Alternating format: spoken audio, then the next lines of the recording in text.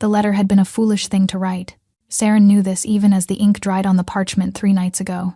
She knew it as she sealed it with plain wax, deliberately avoiding any mark that could identify her. She knew it as she pressed the folded paper into the hands of a traveling merchant and watched him disappear down the northern road toward the capital.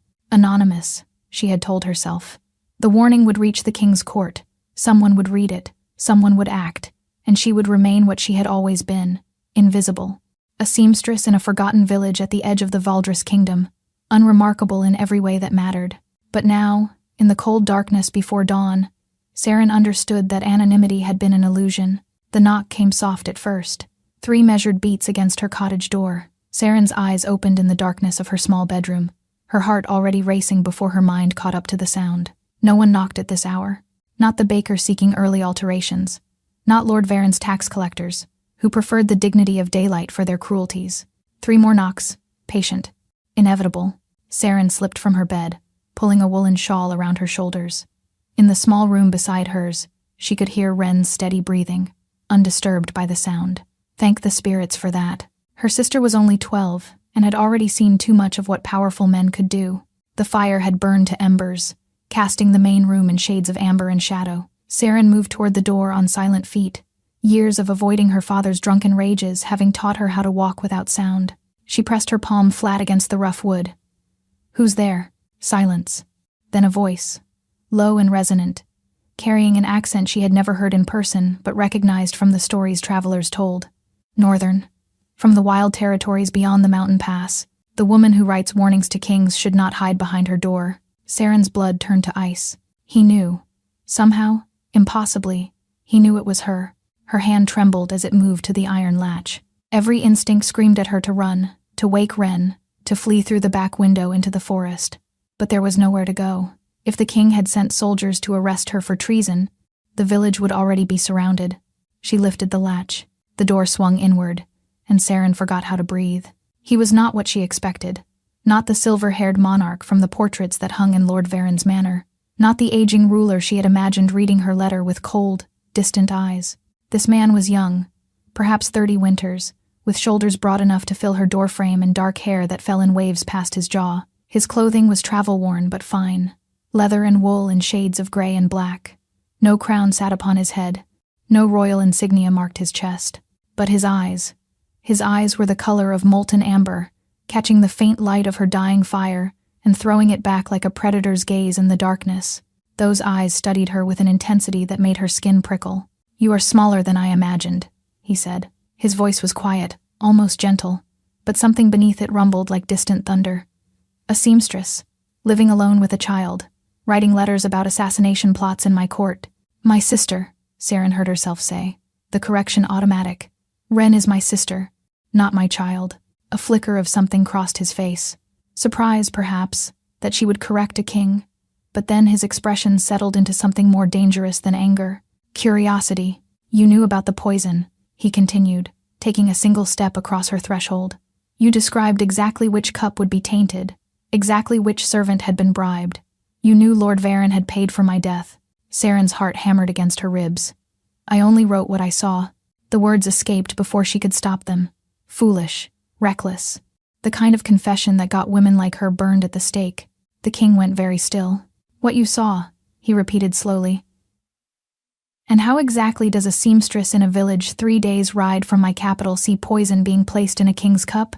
Saren's throat closed around any possible answer, because she could not tell him the truth, could not explain the visions that had plagued her since childhood, the dreams that showed her fragments of futures not yet born, could not describe how she had watched him die in her sleep, choking on wine while Lord Varen smiled, and had woken screaming with the taste of poison on her own tongue. "I think," the king said softly, stepping fully into her cottage and closing the door behind him, "that you and I have a great deal to discuss." The fire crackled as Saren added fresh wood, more to occupy her trembling hands than for warmth. Behind her, the king moved through her small cottage with unsettling ease, his presence filling the space in ways that made the familiar walls feel foreign. "You should not be here," she said, keeping her back to him. "Lord Varen has spies everywhere. If anyone saw you arrive." "No one saw." The certainty in his voice made her turn. He stood beside her narrow work table, fingers brushing across a half-finished dress she had been embroidering for the miller's daughter. The delicacy of the gesture, such large hands touching silk with such care, sent an unexpected shiver through her. "You traveled from the capital alone?" she pressed. "With no guards? No escort?" His amber eyes lifted to meet hers, and something in them flickered, a hint of gold brighter than firelight. "I am never alone." Before Saren could parse the meaning of those words, a sound from the back room made her spin. Ren stood in the doorway, dark hair tangled with sleep, rubbing her eyes. "Saren? Who is—" The girl's voice died as she registered the stranger in their home. Saren moved without thought, positioning herself between her sister and the king. Ren was everything she had left. Their parents dead 3 winters past. Claimed by the fever that had swept through the village, she would die before letting anyone harm the girl. "It's all right," Saren said, forcing calm into her voice. "Go back to bed, little bird. I'll explain in the morning." But Ren's eyes had gone wide, fixed on something behind Saren. When she turned, she understood why. The king had gone rigid, his head tilted toward the window, nostrils flaring as if scenting the air. In the dim firelight, his eyes had shifted fully gold, pupils elongated like a cat's. A low sound emanated from his chest, something between a growl and a rumble that raised every hair on Saren's arms. "They followed me," he said, his voice rougher now, carrying an edge that scraped against her nerves. "Varen's hunters. They're in the tree line." Saren's stomach dropped. "Hunters?" 6 of them, armed with silver. Silver. The word meant nothing to her and everything at once. Stories whispered around hearth fires. Legends of the northern kings who were not entirely human. Beasts who wore the skins of men. "Take your sister," the king commanded. "Hide in the root cellar. Do not emerge until—" The window shattered. Saren screamed as a crossbow bolt buried itself in the wall inches from her head. She grabbed Ren, pulling the girl to the floor as more bolts followed, punching through the wooden shutters with deadly precision. But the king moved faster than any man should. One moment he stood by the table. The next, he was at the window, catching a bolt from the air with his bare hand. The wood splintered in his grip as he crushed it, and when he turned, his face had changed. The bones beneath his skin seemed to shift, his jaw elongating, teeth lengthening into points. "Stay down," he snarled, and his voice was no longer human. Then he was gone, launching himself through the broken window into the darkness beyond. Saren clutched Ren to her chest, both of them huddled against the cold floor as sounds of violence erupted outside. Screams, growls, the wet, terrible noise of bodies being torn apart. "What is he?" Ren whispered, her voice tiny with terror. Saren had no answer. Minutes passed like hours. Then silence fell, sudden and complete. Saren's arms tightened around her sister as footsteps approached the shattered window. The king pulled himself back through the opening, and Saren's heart stuttered. Blood covered him. His clothing hung in tatters, revealing a chest that rose and fell with labored breathing. A deep gash crossed his ribs, weeping crimson onto her floor. But it was his face that held her attention, human again, but pale beneath the blood, his amber eyes dimming.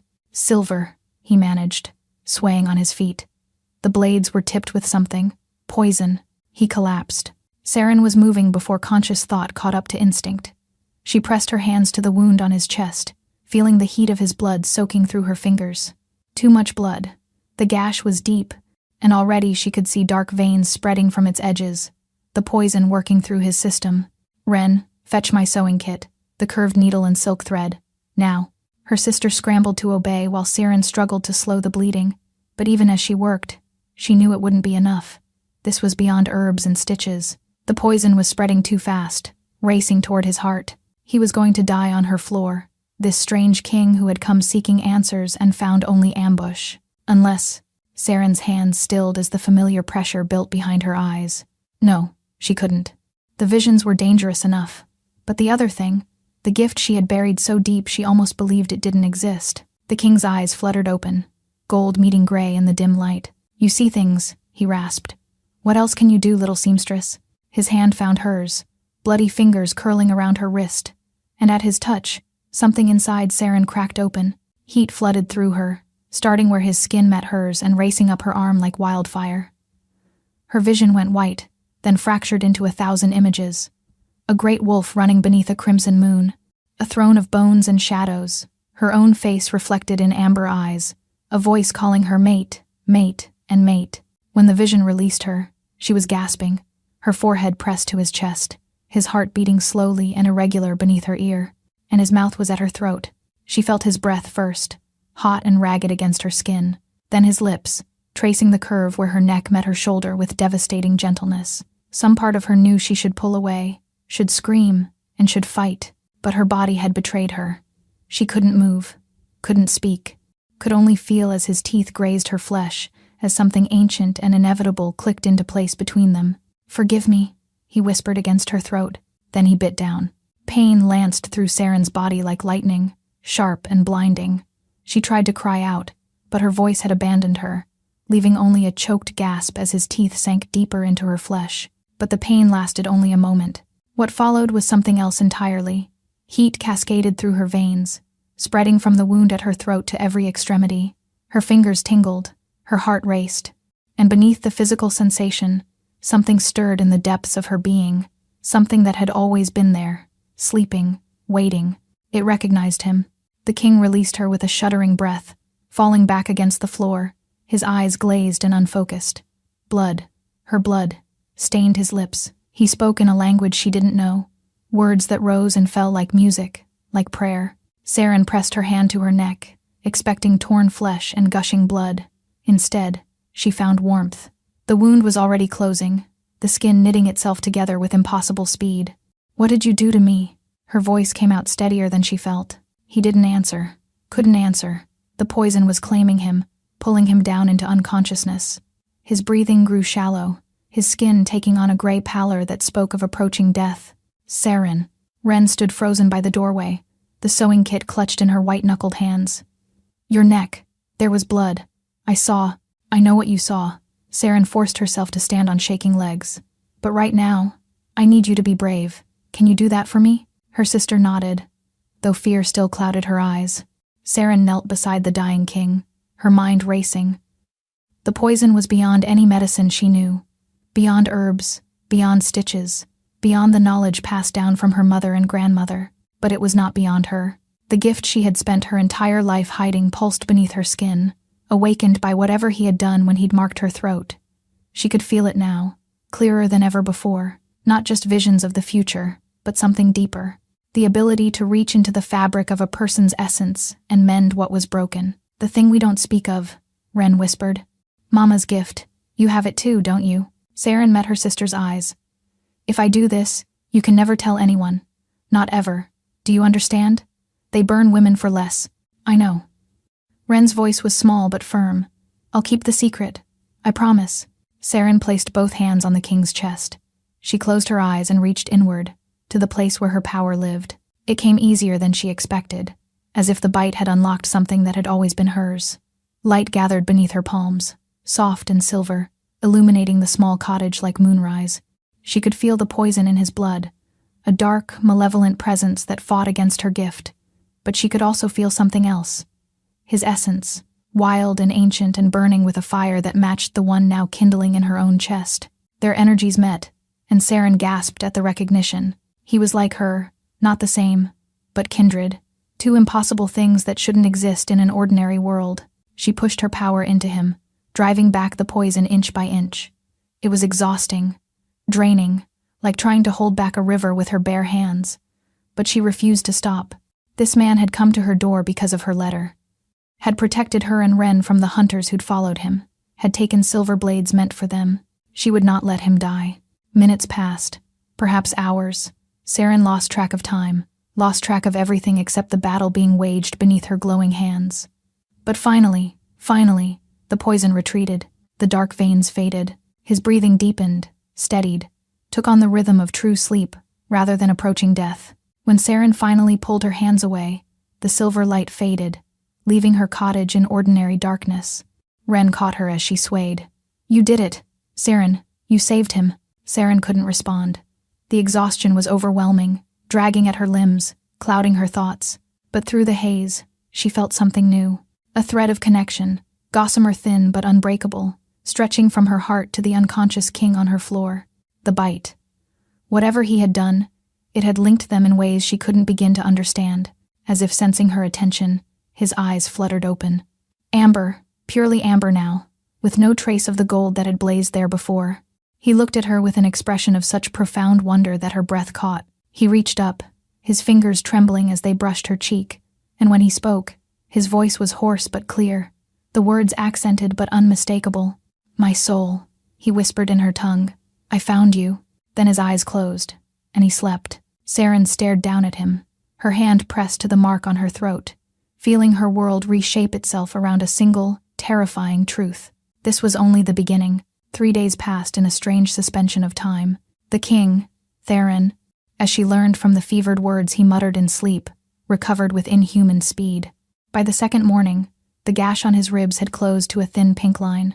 By the third, he moved through her cottage with the fluid grace of a predator, all traces of weakness erased. But he did not leave. Saren told herself it was because he was still healing, because Varen's hunters might still be watching the roads, because leaving before nightfall would draw too much attention. She told herself many things to avoid confronting the truth. She didn't want him to go. "You're staring again," Theron said without turning from the window where he stood watching the tree line. Heat rushed to Saren's cheeks.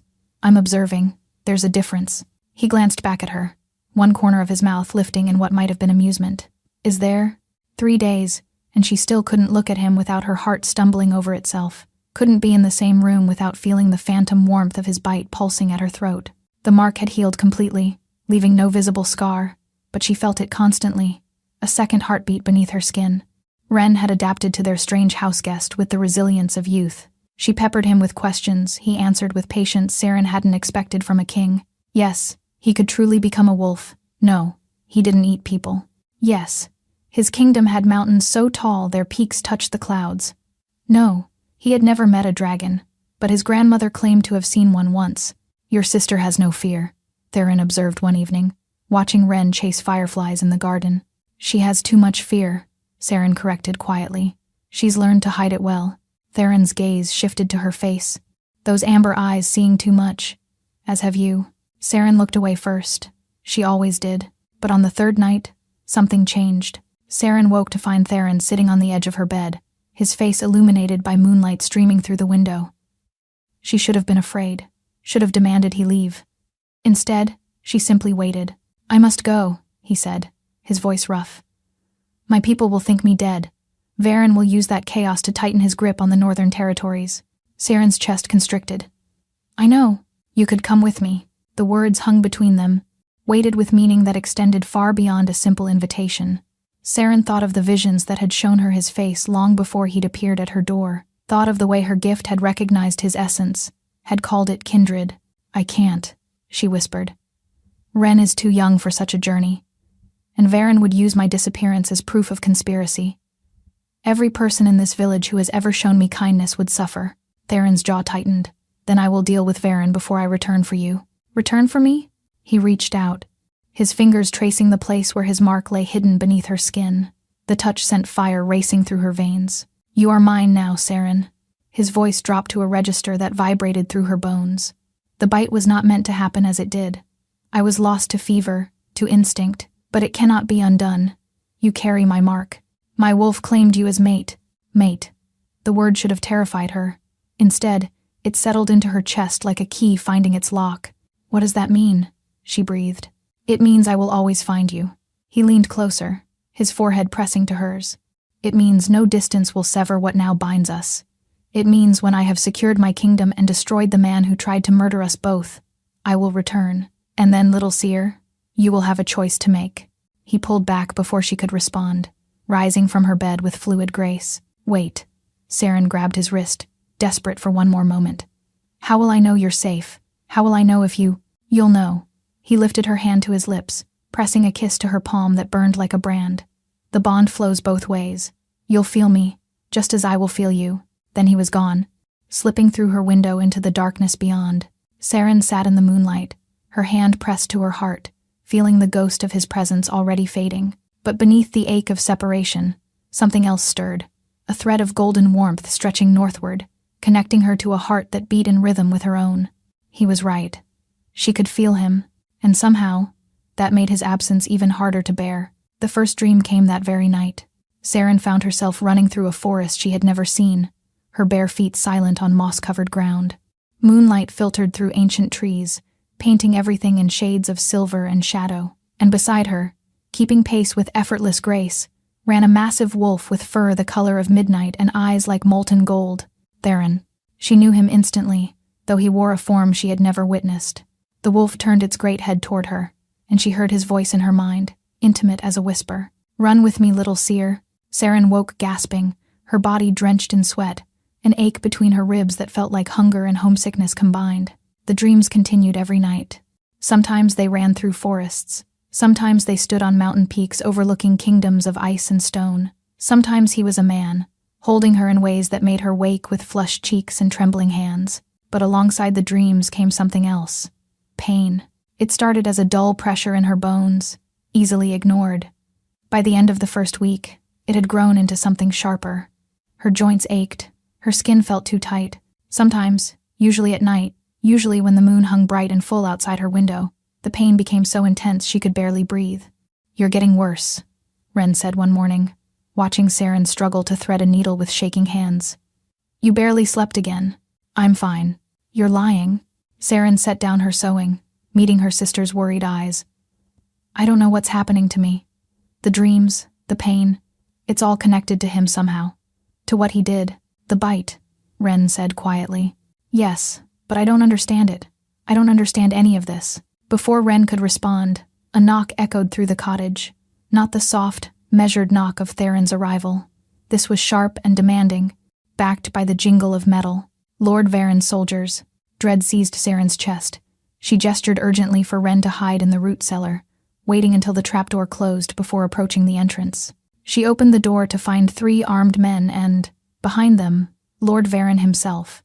He was a tall man, thin and angular, with a smile that never reached his pale eyes. "Mistress Saren," he said pleasantly, "I do hope we're not disturbing you." "My lord," she forced her voice steady, "how may I serve you?" His smile widened. "The King's Court has taken an interest in certain events that occurred in our humble village recently. Several hunters were found dead in the forest. A cottage with broken windows and blood-stained floors." He paused, letting the implications settle. "I've been asked to escort you to the capital for questioning. The king, you see, is quite curious about what happened here, as am I." Saren's hands clenched behind her back, hiding their tremor. "I am only a seamstress, my lord. I know nothing of dead hunters." "Then you have nothing to fear from a few questions."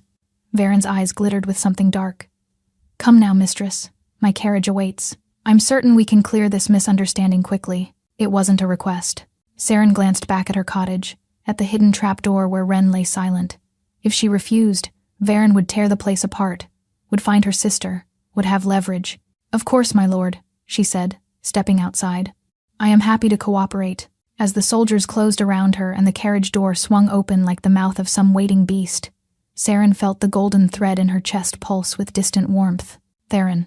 He was there, somewhere far to the north, but the bond carried no warning, no awareness of her danger. She was on her own. The journey to the capital took 2 days. Saren spent them in Varen's private carriage, trapped across from a man whose pleasant smile never wavered and whose eyes watched her like a serpent tracking a mouse. He made no threats, spoke no accusations. He simply talked. About the weather, about his lands, about the unfortunate state of the kingdom since the old king's death, and about the wolves. "Do you know why the crown has declared the northern clans enemies of the realm?" Varen asked on the second morning, his tone conversational. Saren shook her head, though dread coiled in her stomach. "They are not human, you see. Oh, they wear human faces, speak human tongues, but beneath that disguise, they are beasts. Animals that mate and breed and spread their corruption wherever they go." Varen's pleasant expression never flickered. The previous king tried diplomacy, treaties, coexistence. And do you know what it earned him? "No, my lord." "A knife in the back." Varen leaned forward. "From his own wife. A northern woman he had taken as a gesture of peace. She bore him a son, and then she slit his throat while he slept." Saren's mind raced. If this was true, if the current king was half, the boy vanished before justice could be done. Varen continued. "Spirited away to the northern territories, raised among the beasts. But blood will tell, won't it? The son of a monster will always become a monster himself." Theron. He was talking about Theron, the current king, Saren said carefully. "The one who rules from the capital." Varen's smile sharpened. "A regent, merely. The boy beast still lives, still claims the throne is his by blood right. He sends letters, can you imagine? Demanding his birthright, as if any civilized person would bow to a wolf wearing a crown. The letter, her letter, it had never reached the regent or any human court. It had somehow found its way to the exiled king in the north, to the man whose throne had been stolen, whose people had been hunted, whose entire existence had been branded as monstrous. I see understanding dawning in your eyes. Varen's voice dropped to a purr. Good. Then you understand why I was so interested when witnesses reported a large man with inhuman eyes being sheltered in your cottage. A man who fought off 6 trained hunters and vanished into the forest. Saren's pulse spiked with fear. I know nothing of... Do not insult me. The pleasant mask fell away, revealing the cold fury beneath. Varen's hand shot out, gripping her chin with bruising force. I know what he is. I know you helped him. And I know, his grip tightened, that you possess gifts of your own. Gifts that allowed you to cure a poison specifically designed to kill his kind. Saren tried to pull away, but his fingers only dug deeper. The regent pays handsomely for women like you, Varen hissed. Witches who can see futures, who can heal the unhealable. Your power could help us exterminate the wolf plague once and for all. Help us refine our poisons, predict their movements, hunt them to extinction. I would never... You will. Varen released her chin, settling back against his seat with restored composure. Because if you refuse, I will return to that sad little cottage and personally ensure your sister suffers for your stubbornness. Ice flooded Saren's veins. Ren. He knew about Ren. She is just a child, Saren whispered. Children can be useful. The regent's alchemists are always seeking subjects for their experiments. Varen's smile returned, more terrible than his anger. Young bodies adapt so much better to the process of extracting magical gifts. The threat landed like a physical blow. Saren felt her vision blur, her hands tremble. Everything she had done to protect Ren, every secret kept, every gift buried, it meant nothing. Varen would use her sister as leverage until Saren broke, and then he would use them both until there was nothing left. So here is my offer, Varen said as the carriage rolled through the capital gates. Serve the regent willingly, and your sister remains unharmed. Resist, and I will begin shipping pieces of her to you one at a time until you reconsider. Saren closed her eyes, fighting the scream building in her chest. And deep within her, the golden thread pulsed, faint, distant, but there, Theron. Could he feel her terror? Did he know what was happening? But even as hope flickered, despair smothered it. He was hundreds of miles away, fighting his own war. And she was here, trapped, with no way out and everything to lose. When the carriage door opened to reveal the towering walls of the regent's palace, Saren stepped out on numb legs. She had never felt more alone. Saren never reached the regent's dungeons. The attack came as the carriage crossed the palace courtyard. One moment, Varen's soldiers marched in formation around her. The next, shadows erupted from every corner, moving with speed no human could match. Wolves, dozens of them, pouring over the walls like a dark tide. Saren threw herself to the ground as chaos exploded around her. Steel clashed against fang. Men screamed, and through the mayhem, a single wolf fought its way toward her. Massive, black-furred, eyes blazing gold. Theron. He reached her in seconds, his body flowing from wolf to man in a shimmer of shadow and moonlight. Before she could speak, his arms were around her, lifting her against his chest. Hold on to me, he commanded. Then they were running, through corridors of snarling wolves and falling soldiers, through gates that hung broken on their hinges, into the forest beyond the capital, where the trees swallowed them whole. Saren lost track of time. Lost track of everything except the steady beat of Theron's heart beneath her ear and the blur of green and shadow racing past. When they finally stopped, she found herself in a camp hidden deep within ancient woods. Fires burned. Figures moved between hide tents. And everywhere, there were wolves. You came, she breathed, still clutched against his chest. How did you know? Theron's arms tightened around her. The bond. I felt your terror like a blade in my chest. Nothing could have stopped me from reaching you. Ren, Saren gasped, suddenly remembering. My sister. She was hiding when they took me. If Varen sent men back for her, she's safe. Theron's voice gentled. I sent scouts to your village the moment I sensed your distress. They found her hiding in the forest behind your cottage. She's here, in the camp, waiting for you. Relief crashed through Saren so powerfully it left her dizzy. And Varen? Theron's expression hardened to stone. He will never threaten anyone again. My wolves made certain of that. He carried her to the largest tent, setting her gently on a pile of furs before a crackling fire. An elderly woman waited inside, her silver hair braided with bone beads, her eyes the same amber as Theron's. "So this is her," the woman said, studying Saren with unsettling intensity. "The human who survived a claiming bite." Saren's hand moved instinctively to her throat. "Survived?" Theron knelt beside her, his expression grave. "The bite I gave you was never meant for a human. It's how our kind mark our mates, binding two wolves together for life. When given to a human." He hesitated. "It should have killed you within moments. The fact that you lived is unprecedented." The elderly woman, who Theron introduced as Mira, his grandmother and the pack's elder healer, examined Saren with clinical precision, her weathered hands pressed against Saren's temples, her throat, and the mark hidden beneath her skin. "She has power of her own," Mira announced. "Strong power. It's been fighting the change, keeping her human. That's why she survived." "Change?" Saren's voice cracked. "What change?" Mira's eyes softened with something like pity. "The bite doesn't just mark, child. It transforms.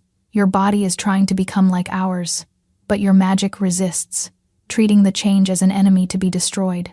The pain, the aching bones, the fever that came and went without warning. What happens if my magic keeps fighting?" Saren asked, though she already knew the answer. "Your power will eventually exhaust itself, and when it does, your body will attempt the full transformation." Mira paused. "Without enough life force remaining, you will not survive it." Theron made a sound like a wounded animal. "There must be something we can do. Some way to help her through it." Mira was silent for a long moment.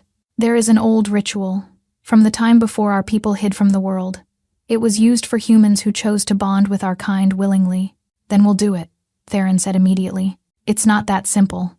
Mira's gaze moved between them. "The ritual requires the blood moon, which rises tomorrow night. It requires her to stop fighting and surrender completely to the transformation. And even then, it only improves her chances. 1 in 5, perhaps. Maybe less. 1 in 5. An 80% chance of death." Saren felt the weight of that number settle over her like a shroud. But when she looked at Theron, when she saw the anguish carved into his features, she felt something else too, the golden thread that connected them, pulsing with warmth despite everything. "What happens if I don't try?" she asked quietly. Mira's answer was gentle but final. "Then you die slowly instead of quickly. Days, perhaps. A week at most. Die trying or die waiting." Those were her choices.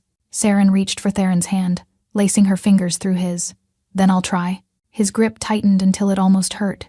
"Saren, I didn't write that letter so you could watch me fade away." She met his eyes, finding strength in their amber depths. "I didn't survive your bite and your battle, and Varen's clutches to give up now." Theron lifted their joined hands to his lips, pressing a fierce kiss to her knuckles. When he spoke, his voice was raw. "Then we face tomorrow together." But that night, as Saren lay sleepless in the tent, she felt the pain building again. Worse than before, her bones screamed, her blood burned, and deep within, she felt her magic flickering like a candle in a hurricane. She was running out of time. The blood moon rose like a wound in the sky. Saren stood at the center of a stone circle older than memory, her bare feet cold against ancient granite. Around her, the pack had gathered in both human and wolf form, their eyes reflecting crimson moonlight. Mira stood before the altar, chanting in a language that predated kingdoms. And beside Saren, never releasing her hand, stood Theron. "Whatever happens," she whispered, "don't blame yourself." His jaw clenched. "Nothing is going to happen. You're going to survive this." But they both knew the odds. The ritual began with fire. Mira lit a ring of flames around the altar, the heat washing over Saren's skin. Then came the words, ancient and powerful, spoken in a voice that seemed to multiply until it filled the entire clearing. Saren felt the change start almost immediately. It was different from the random attacks of pain she'd suffered before. This was deliberate, focused, a wave of transformation that crashed through her body with devastating force. Her magic rose to meet it, brilliant and silver, trying desperately to push back the tide. "Let go," Mira commanded. "Stop fighting. Surrender." But Saren couldn't. 20 years of hiding, of suppressing, of surviving by keeping her power caged, the instinct was too strong. Even as her conscious mind tried to obey, something deeper refused to yield. The two forces collided within her, light and shadow, human and wolf, magic and transformation, and Saren screamed. The sound tore from her throat as her body became a battlefield. She felt her magic burning away, felt her life force draining like water through sand. Through the agony, she was dimly aware of Theron shouting her name, of Mira's chanting growing desperate. Then, suddenly, silence. Saren collapsed against the altar, her body still, too still. The flames around her flickered and died. The pack went silent, and Theron fell to his knees beside her, gathering her limp form against his chest. No. The word ripped from him like a physical wound. No, no, no, Saren, please, please. He pressed his ear to her chest, listened for the heartbeat that had synchronized with his own. Nothing. She's gone, Mira said softly, tears tracking down her weathered cheeks. The magic took too much. There was nothing left for the change. Theron's howl of grief split the night. He held her body as the pack joined his mourning, as wolves raised their voices to the blood moon in lamentation. He held her as minutes passed, as hope drained away, as the reality of her death carved itself into his soul. I did this. His voice was barely recognizable. I killed her with my bite. I killed my mate. He lowered her gently to the altar, brushing hair from her cold face. Then he rose and spoke words that froze the blood of every wolf present. Prepare the ritual of ending. By my command as Alpha King, I will join my mate in death before dawn. Theron, no. Mira reached for him. The pack needs you. The war means nothing. His eyes were hollow. Nothing means anything without her. He walked from the circle without looking back. The hours that followed were the longest Saren had ever experienced. Because she wasn't dead. She floated in darkness, conscious but disconnected, aware of everything happening around her without the ability to respond. She heard Theron's howl, heard his declaration, heard the pack's protests and Mira's desperate pleas, and she felt the transformation continuing. It hadn't stopped. It had simply paused, waiting for something, waiting for her. Surrender, a voice whispered in the darkness. It wasn't Mira's voice, or her mother's, or anyone she recognized. It was older than that, deeper, the voice of something that had existed since the first wolf ran beneath the first moon. You cling to what you were, but what you were cannot save him. Only what you can become has that power. Theron. He was going to kill himself. Because of her. Because he thought she was gone. Stop fighting, the voice urged. Choose the wolf. Choose your mate. Choose life. And finally, Saren let go. The transformation hit like a thunderbolt. Bones cracked and reformed. Muscles tore and rebuilt. Fur erupted across skin that stretched and changed. It was agony beyond anything she had experienced. It was ecstasy beyond anything she had imagined. When it ended, Saren opened her eyes to a world transformed. Colors she had never seen. Scents she had never smelled. Sounds from miles away as clear as whispers. She rose on 4 legs, shaking a body covered in silver-white fur, and lifted her muzzle to the fading blood moon. Her howl echoed across the mountains. In the sacred grove where the pack prepared for Theron's death, every wolf went still. The Alpha King, kneeling before the ritual blade, raised his head.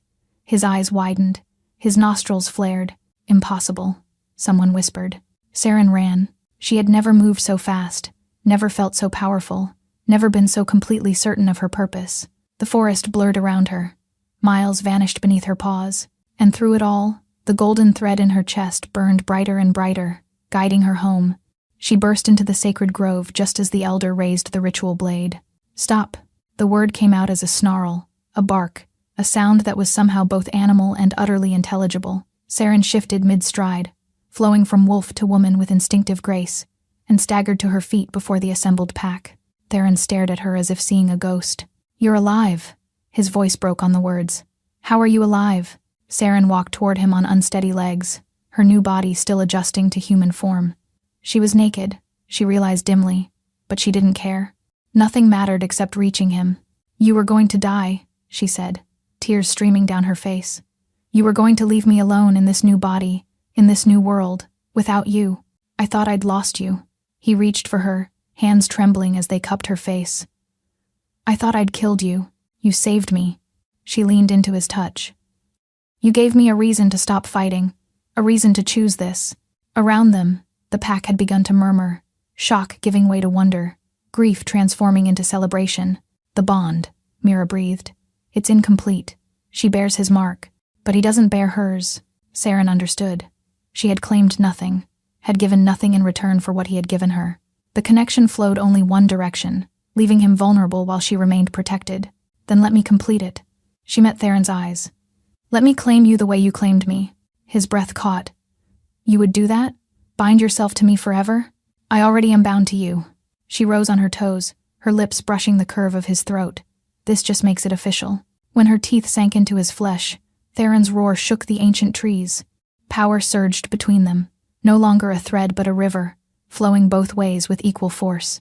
She felt his heart become hers, his strength become hers, his pack, his kingdom, his very soul, all of it offered freely and accepted completely. When she finally released him, they stood forehead to forehead, breathing each other's air, bound in ways that transcended human understanding.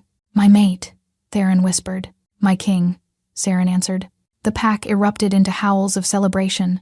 Wolves danced in the dying moonlight, and somewhere in the distance, Saren felt another heartbeat, smaller and familiar. Ren, safe with the pack, waiting for her. She had come to this place a fugitive, a seamstress, a woman hiding powers she had never understood. She would leave it as something new, a wolf, a queen, a mate bonded to a king who had crossed a kingdom to save her, all because of a letter she had thought would stay anonymous. "What happens now?" she asked, still wrapped in Theron's arms. He smiled, and for the first time since she'd known him, it reached his eyes completely. "Now we go home, and then—" His smile sharpened into something fierce. "We take back my throne." Saren laughed, the sound wild and free, echoing across the mountains she would learn to call home. She had found her pack, her mate, her purpose, and she would never be alone again. Thank you for listening. I hope you enjoyed the story.